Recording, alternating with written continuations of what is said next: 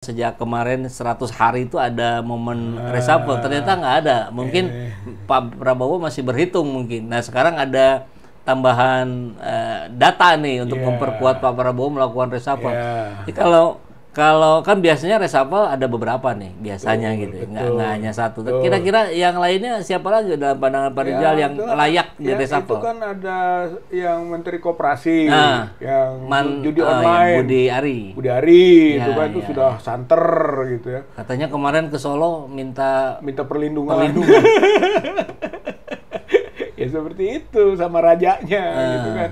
Emang ini republik rasa kerajaan tuh kemarin dibangun gitu kan, dan kepatuhannya luar biasa ya. Kalau artinya begini Pak Rizal, kalau minta perlindungan berarti Budi Ari merasa hari-hari ini dia tidak sedang dilindungi oleh Pak Lurah nih, nggak oleh Jokowi. Iya, artinya bukan begitu. Dia terancam oleh Prabowo, gitu kan. Maka dia tahu bahwa Prabowo itu hanya tunduknya kepada Jokowi. Dalam pandangan Budi Ari. Maka dia masuk ke sana, gitu kan, dengan harapan Jokowi datang ke Prabowo bahwa Budi Ari diamankan, gitu. Bisa saja, karena wakil koperasinya ini kalau nggak salah itu siapa itu, Dr. Ferry Juliantor. Itu dari Gerindra. Sebenarnya lebih pantas Ferry. Gitu kalau menurut saya mah mending reshuffle. Ganti kan begitu itu. Contoh gitu ya. Belum Kapolri selevel menteri kan gitu. Jadinya harus diganti itu Kapolri supaya proses-proses hukum yang dirasakan oleh masyarakat tersendat saat ini bisa berjalan. Itu apalagi teriak-teriak juga korupsi, bersihkan kan Prabowo. Berarti nanti dampak lain ke Jaksa Agung ganti. Bahkan ke KPK ganti. KPK gitu. Baru aja dilantik tuh Pak. Iya, tapi kan nggak sah. Karena sebenarnya itu kewenangannya Prabowo, panselnya Prabowo yang mengajukan daftar nama ke DPR. Gitu, bukannya panselnya Jokowi. Menurut saya mah ini kesempatan, makanya KPK harus diganti. 3 aja unsur penegak hukum ini, KPK ganti, kemudian Jaksa Agung ganti, Kapolri ganti. Itu prestasi loh, masyarakat rakyat gembira. Masa tugasnya berakhir 2027. Ya, jangan mengikuti masa tugas. Kalau itu mah bukan ganti namanya. Habis masa tugas. Masa kerja sendirinya. Jangan nunggu 2027. Jangan nunggu. Kalau nunggu mah itu namanya basi. Satu, yang kedua, menunggu-nunggu itu menumpuk-numpuk masalah. Gitu. Disinilah tantangannya Pak Prabowo, jangan biasa numpuk-numpuk masalah seperti orang begini perumpamaannya. Orang mau mencabut pohon, gitu kan. Waktu kecil pohon itu, nanti saja. Pohon makin gede. Nanti saja. Nanti. Akhirnya pohon itu gede sekali. Makin susah. Udah nggak bisa dicabut. Malahan ketika bisa juga menimpa dia. Sudah sangat gede. Jadi itu budaya menunda-nunda. Dan Prabowo tidak boleh seperti itu. Walaupun ada gejala nih, gejalanya tunggu ya, sabar ya, dan seterusnya. Tapi nggak ada sinyal-sinyalnya. Harus kita ingetin terus. Harus diingatkan itu supaya nggak nanti pohon menimpa dia. Untuk kebaikan beliau juga. Kebaikannya. Kalau Panglima TNI? Panglima TNI mungkin masih di bawah kendali ya, itu nggak terlampau berdampak sosial, gitu kan, itu kan pertahanan, itu ya. Kalau yang lain ya keamanan, ya masalah-masalah ketertiban, menyangkut publik sekitar. Kalau Panglima TNI itu lebih kepada perlawanan di luar, dan itu masih dalam kendalinya Prabowo yang TNI, gitu. Malah yang sekarang masalah itu adalah Polri, karena Polri itu berada di domain rezim Jokowi, gitu. Justru yang sangat luar biasa fungsinya, multifungsi Polri, itu yang disebut dengan democratic policing Tito itu, gitu kan. Polisi ada di mana-mana, bergerak kemana-mana, jadinya dominan. setelah Prabowo jadi presiden dan dia TNI, maka dia harus membuat perimbangan dengan TNI, bahkan harus reposisi Polri. Nah, dimulai dengan cara ganti Kapolrinya.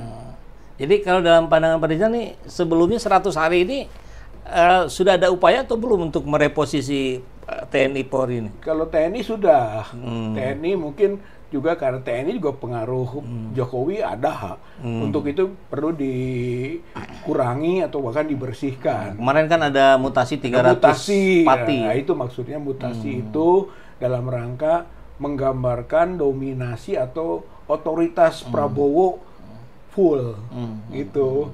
Tapi baru TNI, dia masih ragu masuk ke Polri karena ada matahari kembarnya. Ini Pak, dari situ.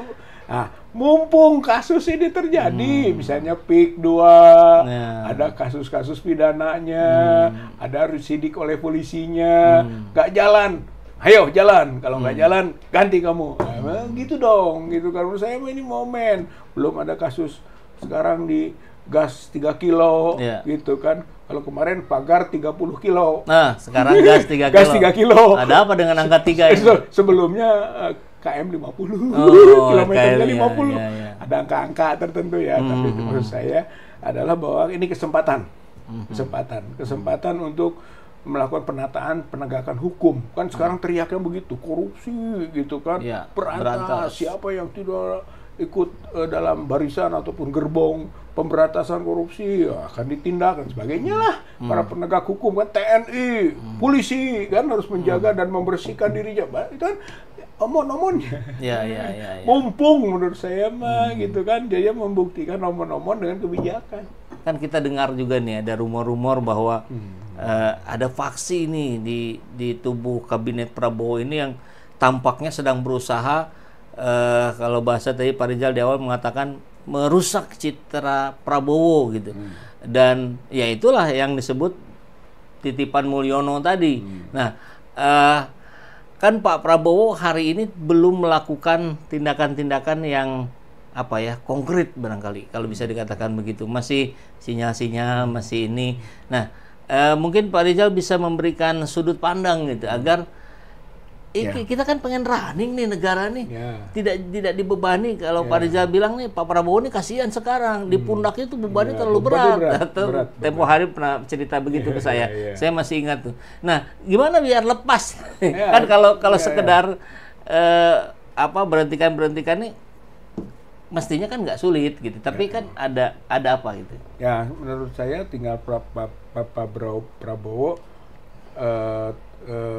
konsisten pada penegakan hukum, termasuk penegakan hukum pada Jokowi. Gitu ya. Malahan penyelesaian masalah ini kalau Jokowi ditangkap dan diadili. Oh, itu selesai semua ya? Sebanyak kasus-kasus lainnya ikut termasuk selesai. Tadi terhadap menteri-menteri yang mengganggu, gitu kan. Jadi nanti udah nggak bisa apa-apa, gitu. Sebetulnya hanya coba-coba saja itu Bahlil, itu apakah nanti kuat nggak dia, gitu kan, bisa nggak nerobos nih, mengganjel, ternyata nggak bisa. Sebetulnya ini menjadi pelajaran juga buat menteri-menteri yang lain. Toh sekarang otoritas ada di Presiden Prabowo, gitu kan, yang lain jadi nggak berani nih, gitu, walaupun awalnya titipan, ditugaskan misinya mengepung, tapi jadi nggak bisa. Sebenarnya sekarang kalau menurut saya mah Jokowi ini sekarat, gitu. Dengan kasus Bahlil ini tuh menampar muka sendiri dan membuat awalan daripada perontokan, peruntuhan. Artinya coba lihat Kang Epul, gitu kan, TNI nggak bisa jadi pegangan, gitu kan. Kemudian tinggal Polri dan Jaksa Agung. Ini asal digoyang sedikit saja udah rontok tuh pegangan Pak Jokowi. Dia punya harapan tadinya Gibran sebagai wapres yang bisa mendampingi dan tuh. Tapi Gibran kan semua orang tahu, gitu kan, tentang kapasitasnya, gitu kan, bahwa dia tidak ada orang yang percaya, di mana-mana, gitu. Jadi itu menggambarkan kualitas diri dan wibawa diri. Nggak ada Gibran itu. Jadi kepada Gibran lepas dia. Kepada nanti TNI Polri dia akan kehilangan pegangan. Menteri-menteri pada ketakutan sekarang, misalnya gara-gara kasus ini, apalagi kalau dipecat nih Bahlil, ngeri, begitu. Jadi sebenarnya secara politik pengaruh Jokowi itu akan rontok dengan sendirinya.